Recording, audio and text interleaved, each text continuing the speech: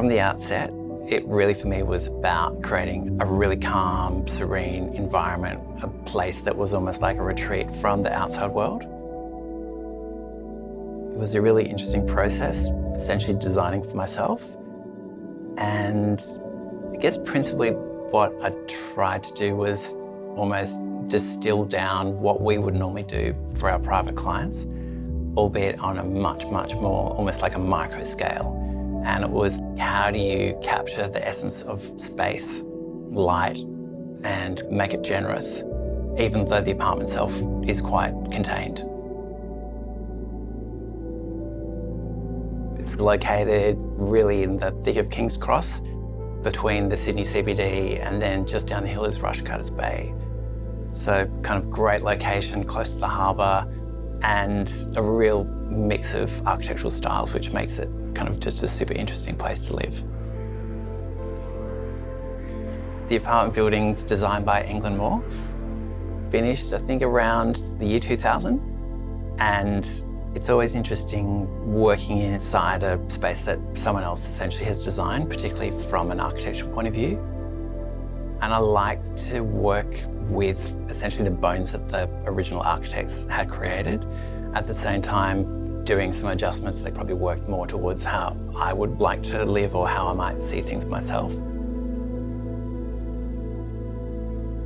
We essentially stripped the apartment right back to the structure, and this was about maximising every millimetre that there was in the apartment to its full potential.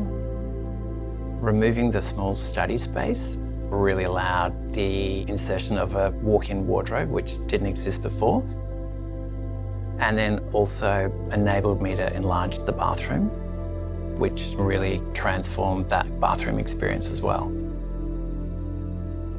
It's a very limited palette, so there's not a lot of finishes. The main one is this amazing sandblasted limestone. On one hand, it has a very textural quality to it. It's amazing underfoot and to touch, and it kind of has this real soft, diffused way that light and shadows pass across it.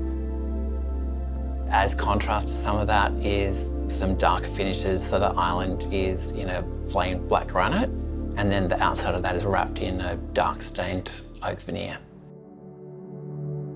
The kitchen's probably the most detailed part of the apartment. And again, I was trying where we could to conceal as much of, I guess, the mechanics and the workings of the kitchen, but at the same time, it had to be highly functional. The rear wall of the kitchen and essentially the living space is the full kit of function. There's what we call the coffee station, which has a concealed coffee machine, but then there's also kind of like a small bar section that has very sharp stainless steel details inside it, that has a concealed sink that lifts up out of the bench top itself. One of the things that was really important was not having any visible door pulls or handles, so the whole thing just appears like it's shrouded in timber.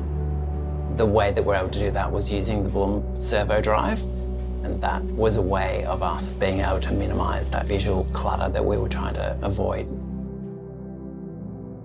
Inside the island, there's lots of large drawer fronts, which are operated with the servo drive, but then internally, there's smaller inner drawers.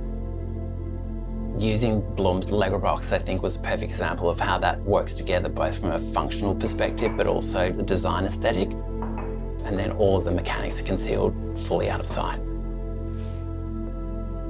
It's quite hard to put into words what it's actually like to be in a space like this.